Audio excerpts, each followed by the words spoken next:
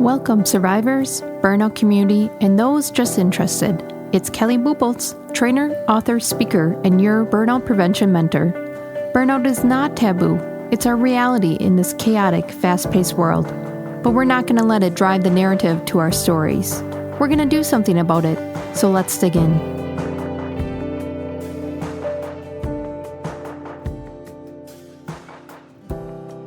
Numbness of burnout is one of the lesser discussed effects of burnout.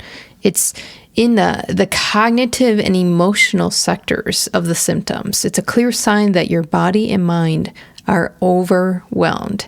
And it often feels like being stuck in a fog or a cloudy windshield that you just can't clear the way. And no matter what you do, it feels exhausting, or you can't get that visual view out that windshield, right? The fog. And you're disconnected from your emotions, and you might even be disconnected from some of your physical senses. Things that I remember saying to myself is, man, I just don't feel anything, or nothing matters anymore. The scary thing about this is in part of the end phases of burnout. There's 12 phases of burnout, from just proving oneself at phase 1 to 12, which is the complete physical or mental collapse of burnout. And numbness is towards the end of those phases. So if you're feeling this numbness of burnout, you are further towards the burnout side of that spectrum than energy. Let's get into it a little bit more about what is happening in this symptom of numbness, because many of us feel it. And when I go into programs, it's a very common symptom that people relate to. And I want to shine some light of not only what you might be seeing as common signs, but also how are we going to start to get back to feeling again, slowing down enough to feel again. This emotional shutdown is your brain's way of protecting you when stress becomes just unmanageable, or you've been compounding stress cycles, seasons of life, and haven't been releasing those cycles, that now the body's going into survivorship state. It's protecting the core organs, the core functionality of your brain, just to keep you alive. It's a part of the sensory system response to this prolonged pressure. When this system is overstimulated too long, it pulls back and conserves the energy, conserves it for breathing, conserves it to keep your heart going. And that can leave everything else flat. You feel detached or just indifferent to everything, like you don't even have opinions about things anymore. And this can protect you short term. That's what the system is made for. But it's not a place to live. And living there too long, other parts of your body will begin to shut down. Common signs of this numbness are feeling that emotionally flat, or unable to connect to joy or even sadness or anger. You feel disconnected from any emotion, or the sense of disconnection from your surroundings, as if you're on autopilot. You wake up, you go through your day, maybe you go to work, you come home, repeat. You have this disconnection of life going on around you. You may have difficulty concentrating or remembering things, and maybe before you were on it. You knew people's names, you knew what to do if you had choice A or B, and you just can't make those decisions anymore. You may be seeing signs of lack of interest in activities you used to enjoy. And I'm not talking about the activities that maybe you grew out of over time as you aged, as your lifestyle has changed. I'm talking about the activities you do enjoy, you just don't want to do anymore. And then physical signs, which are the most apparent if you take time to be aware of it, is fatigue.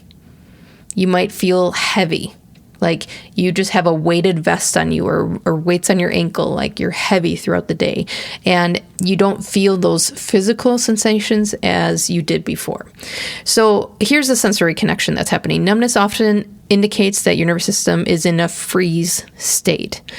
It's that protective mode where it tries to shield you from further stress. It's saying we are over our capacity line. We are going to protect core organs at this time. And to begin to heal, it's essential to re-engage that sensory system in small, intentional ways, proving it's safe, awakening the senses again. So let's go through some practical tips to reawaken these senses, because I definitely felt this in my burnout recovery, that I was doing many healthy habits. I was doing actually too many healthy habits. I was stressing myself out more. but I wasn't healing my nervous system. So I was finding rest times when I could rest. I thought I was doing self-growth and self-help and establishing healthy boundaries, all of the things in my mind. And I still wasn't feeling a ton of energy. I felt like I was doing all the things and not actually recovering. And that's because rest was different than recovery. Rest was providing space for that self-care and finding out, what do I like? Who am I? Finding that identity again. What brings me energy? The nervous system needed recovery. And I didn't know at the time, but that numbness symptom was a call for help from my nervous system, saying, we went to freeze state. We need to heal enough, recover enough now to feel again. So let's talk about the practical tips to reawaken these senses, to start to recover and heal that nervous system. Let's begin with starting small with your senses. Reintroduce your sensory system to gentle stimuli. So that's not scrolling. That's not big crowds and doing all the activities. I want you to smell your favorite scent. Is it a room? Is it food? Is it a blanket? Is it a certain piece of clothing? What is a scent that just has brought you to peace? Mine was actually fresh air. I'm a big outdoors person, and I was running around doing outdoor things. But really what I needed to do is just allow my senses to feel that, to not go for a hike to get as many miles as I could in a 1 hour period of time. I needed to go on a hike and just smell the air, feel the nature around me. And as woo-woo as that sounded, that helped my nervous system begin to heal. You can even feel the texture of something soft. Listen to some soothing music that used to bring you peace. When you start small with your senses, you're reintroducing safety to your nervous system. And allowing that space helped my nervous system start to come out of this freeze state. Now, the second thing that you can do to awaken your senses again, get out of this numbness, is move your body. When we get into burnout, we get stagnant. Again, we were heavy. Our system feels unsafe, so we might be having closed off posture. And physical movement will help activate this openness of your nervous system again. And it can be light stretches. It could be yoga. It could be a short walk with no stimulation in your ears, like podcasts or music. Focus on your body and how it feels when you move. It will be very clunky if you've been in a stagnant state of numbness for a while. It'll be very clunky for a while. I could hardly make it to my mailbox. That's the poor state of health I was in. And then I would walk to the mailbox every day and back. And then I would walk to the mailbox twice in a day, and I would start building it a little bit more, but I was feeling how my body moves. I would listen to my tennis shoes crunching on the gravel driveway. I would hear the birds. I would smell the fresh air. I would allow my senses that light stimulation to be activated again while I move my body. Do you see how I'm proving to my nervous system I'm safe? Now, the third thing that you can try is grounding yourself in the present. I had a hard time with this one because I have a relationship to repair with space and presence. So this one didn't come till later in my recovery. Movement, sensory, light input was a lot more down my alley. But if you're looking for a more methodical practice, use grounding exercises like the 5, 4, 3, 2, 1 method. Name 5 things you see, 4 things you can touch, 3 you can hear, 2 you smell, and 1 you taste. So 5, 4, 3, 2, 1. See, touch, hear, smell, taste. This helps you reconnect your brain and body to surroundings. Again, proving safety, getting you to unfreeze. So there's different great grounding techniques. If you're more methodical, I definitely suggest the 5, 4, 3, 2, 1 method. It's something you can do in under a minute in any place that you're at. You could do it in your car. You could do it after a big moment at work that you need to reset from. You can do it at home. And this allows your body again to acknowledge that, woof, that might have been a doozy, but I'm safe, I am healthy, let's move forward. And the last one that I also had some struggle with until a couple years into my recovery was expressing without judgment. So this means writing, drawing, It could be abstract, it could be cartoons, it could be stick figures, but help your emotions resurface in a non-threatening way. I didn't jive with therapy very well. It was specific to the therapy I chose. I did end up getting to a therapy that was more aligned to where I wanted to go, which was an energy therapist. But up until that point, I didn't like talking to other people about what's going on with me. I was part of the 40% of people in burnout that are silent, that don't want to talk about it.